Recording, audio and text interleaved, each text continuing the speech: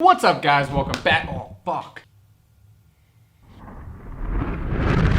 What's up, guys? Welcome back to the channel. And if you're new here, hello. My name is Aries, and today I'm gonna go through and show you some really easy methods to get super hard melodies. A lot of people think that the way to get hard melodies is you have to have expensive VSTs like Omnisphere. While they do help, I promise you it's not what you need. It's not like the sole factor of why people make hard melodies and stuff like that. It just has a lot of sounds that people who know what they're doing know how to manipulate, but you can do it with very bass instruments, and I'm gonna show you that here. The thing is it's more about how you mix the sounds. When it comes to making hard melodies, sound selection is very important, but I really think that the key factor is the effects and how you manipulate and EQ the actual sounds that you are using and how you layer them. It's really important to layer and find sounds that complement each other and sound good together, that don't clash with their frequencies. So yeah, I'm gonna show you how to do exactly that, but before we do that, I just wanna say that me and Lester just dropped a brand new drum kit called Curse. It's got 70 sounds and all the sounds are made from scratch. It's really dope. You can check that in the description below, but if we get this video to 1,000 likes, I will send a handful of you commenters that kit. So yeah, with that being said, let's jump right into the video. Alrighty guys, so I went ahead and opened up an instance of Philharmonic, and I like to use this VST a lot because it has a lot of natural sounding instruments, which I like to use when I'm making my melodies because it just gives that very realistic, gritty, dark vibe. You can use anything really, anything with just a natural grand piano,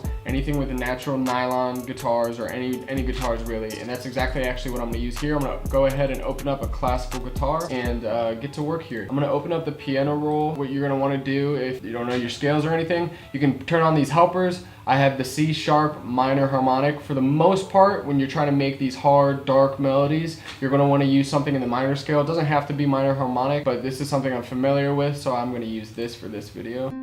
And I'm just gonna go ahead here and start clicking in chords, seeing what I can come up with, if anything sounds good. Shit at the wall until something sticks.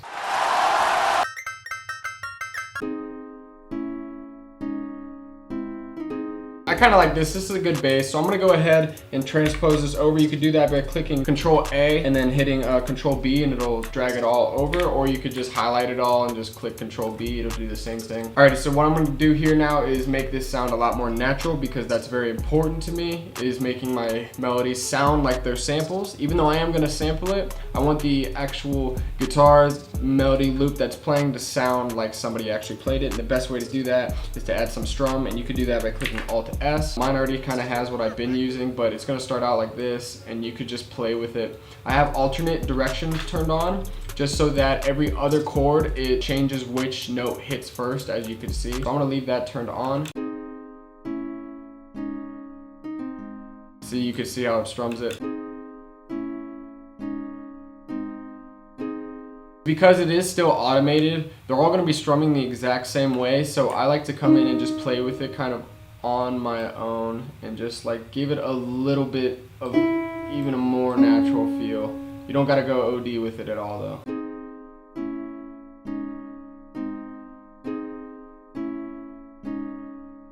Just those little details can definitely change the dynamic of your melody. From here, now we got an okay bass going. I'm gonna start adding in little notes, and something to keep in mind is your velocity. Mess with your velocities a lot.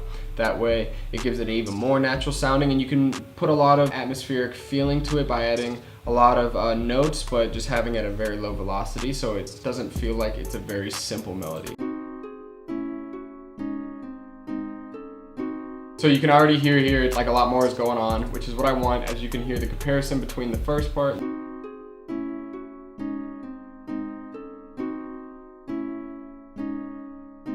But from there, we could do even more. What I like to do is add a little bit of like bass notes, just very subtle, drag them out, and kind of just play it by ear what sounds good. You can go about it two ways. Two surefire ways to just have them sound okay is to follow the actual root note here and then do it an octave below. But I have a plan for this melody already, so I don't want it to be that low because I'm going to add low in with some of the effects that I'm using. So I'm going to keep it here.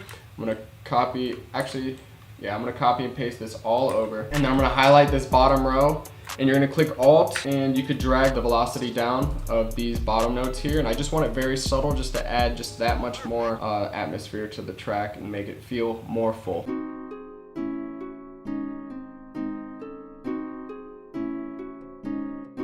And then we're gonna go in here and add a little bit of variation in this second one, just because I don't want it to get, I don't want it to get boring on the ears at all. Okay, I like the way that sounds, and now I'm gonna do that all one more time and then change the last chord here, or maybe both of these, and play with some of the notes here, just so that it sounds like a really full loop. It's not gonna hurt. You could take out parts that you don't want, or you don't wanna use it, or if you just wanna loop the parts that we just did, or if this sounds good, then, you know, rock with it. So I really like the way it just gives it that it makes it feel like it's unexpected, and I like the way it sounds. Now we got a good, decent bass melody here. I'm gonna start adding effects to it, and you're gonna see right away that it makes it sound much more sampled, much more realistic, like it fills up more room, which is what I want with this melody. So I'm gonna go ahead, open up, you know, maybe RC20. Doesn't matter what you use, just anything that can kind of do these effects. I want some vinyl in there. Right away, just with the preset it already has, add a little bit of wobble. You can use that, or you can use isotope vinyl, or you can use unstable. Both of those are free, so I'll show you examples with both of those. Playing back with the year knob gives it a much more vintage feel. A little bit of warp depth gives it a little bit of that like wobble effect.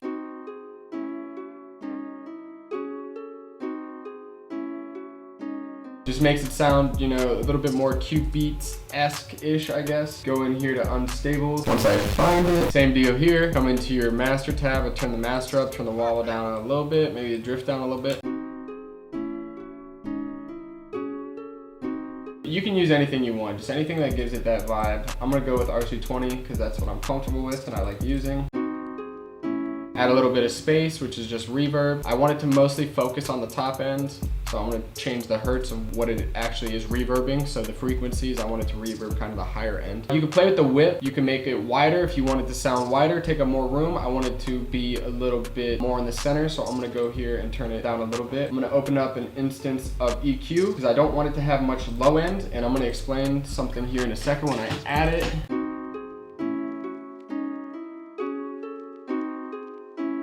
I don't want to take out so much high end that it just sounds bland in the upper frequencies, but I want to take it out enough where it sounds like it is actually being sampled.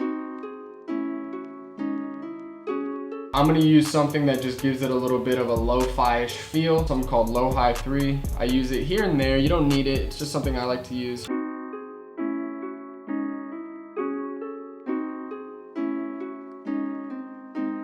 Just a little bit of a touch of that. And then the last thing here that's actually something I'd love to do that I think is really, really helpful is to add a little bit of low end. And one way you could do that in a really dope way is either with halftime or gross beat. And I'm gonna turn the mix down, play with it, you'll hear. Okay, I really like the way that sounds. It just gives it that underlying bass layer that just adds more and more room that the melody fills, which is what I want for this. Something that a lot of people don't do is kind of mess with the way that their mixes are, like what's in front of what. If you bring the EQ all the way down, it's not really gonna EQ anything.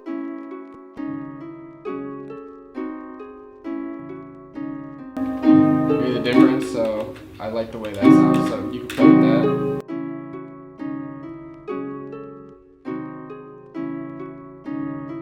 I like it like that. I like it like that. So now we got a decent start going for this melody. I'm gonna wanna add another layer. I'm gonna purposely not use Omni for this because, you know, you see it a million times and people think that you just need Omni to be able to make melodies, which you don't. So I'm gonna open up some that I never use, Morphine. Let's see what they got here. I want some natural sounding stuff. Great natural sounding things, bass, any percussion sounds, brass, wind, any natural things, strings. So I'm gonna go in here to brass, see what they got going on.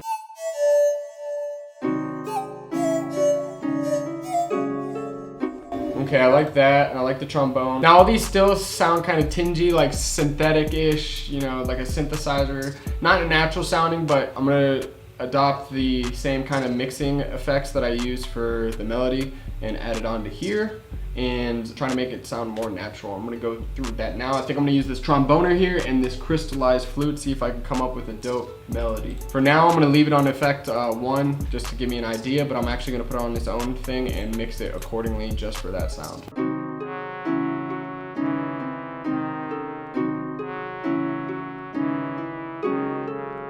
Okay, so that sounds good. Now I'm gonna go ahead and mess with the panning of it. I want it to sound more natural, and I wanna play with the velocity here. I'll probably do it by hand.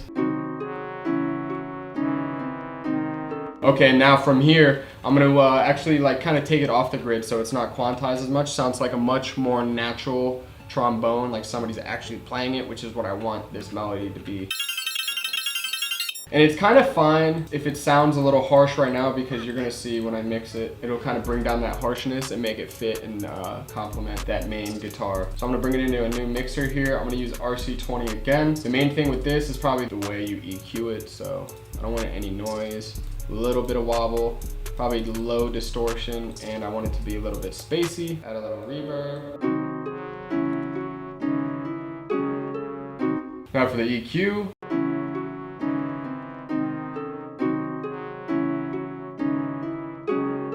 Now I'm gonna open up that morphine again. Actually, let me save. Don't forget to save, because this thing already crashed on me once, so.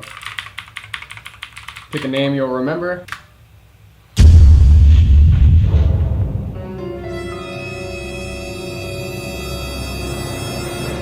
I hope FL ain't watching. I'm gonna use another layer with a one sound, the crystallized flip.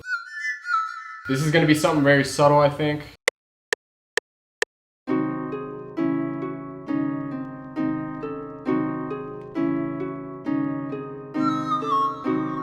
Good enough, man. I'm gonna bring in here and kind of fine tune it on my own a little bit. Alrighty, so I don't want the recut and I don't want the delay on it. I'll add the delay on my own. So I'm gonna add some delay here.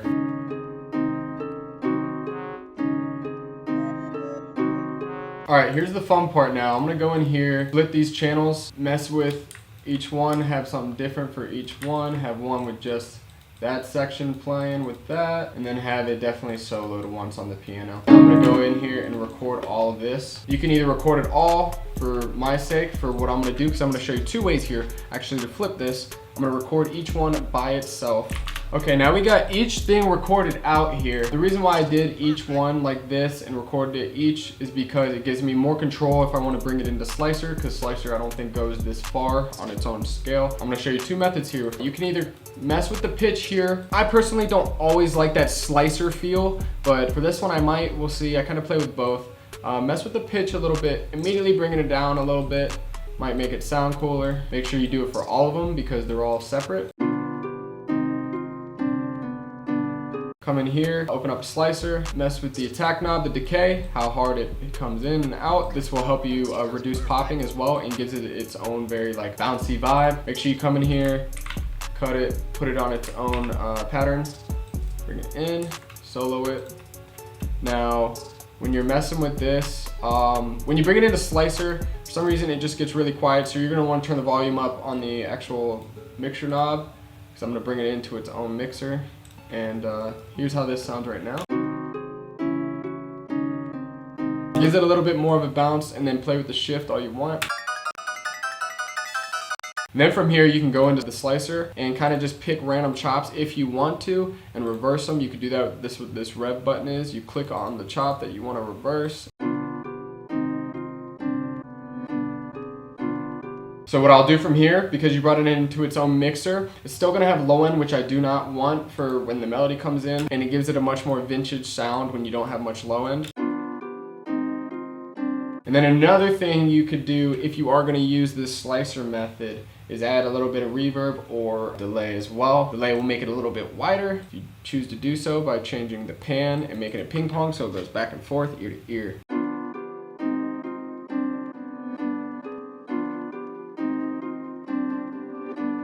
I kind of like the way that the first part of the melody was, so we can use it like this. You know, you can go back in if you want to. This is all just extra stuff. You can record that. Once you have that, now it's all on time. You can add a higher pitched part. There's just a whole, dude, there's a million things you can do. You can have a lot of fun with it.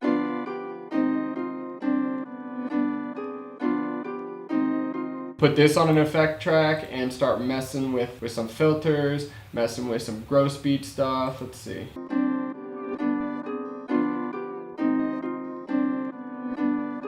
And from here you got a dope progression here. what I like to do from here too is then record all that again. It's a lot of recording over and over. So basically I'm just recording everything and then re-recording it over and over again until I get the desired effect I want. What you could do is you come in here, match it to your project tempo, and then mess with the BPM. See what cool stuff you come up with. You always see like people who use like loop packs or people who send out samples. It's always something really cool when you can just, you know, play with just the BPM and it gives it a whole different vibe, a whole different feel. So just bump it up a little bit.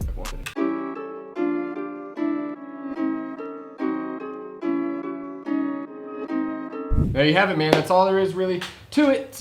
It's a lot of just Alrighty guys, so I finished the beat, so I'm gonna let that play on the outro here. But to making hard melodies, it's a lot of experimentation and not being afraid to try new stuff and weird shit, and you'll figure it out as you go, man. I just started really taking melodies, you know, somewhat serious, because as a lot of you know, I like to sample, but I wanted to start, you know, diversifying my talent pool, I guess you could say. So I started working on samples, see, it's still ingrained in me. I started working on melodies and finding a bunch of ways to make my melodies sound realistic and have a really dope, dark, atmospheric effect, which I think I did here. And I'm gonna let this play through. So if you guys did like and you like the outcome of the beat, all of that good stuff, drop a like I said, get this thing to 1,000 comments. I'm gonna send a few of you guys. For this beat, I used just this cursed drum kit that me and Lester made. Lester and I, myself and Lester. Yeah, alrighty guys, have a good one. Peace.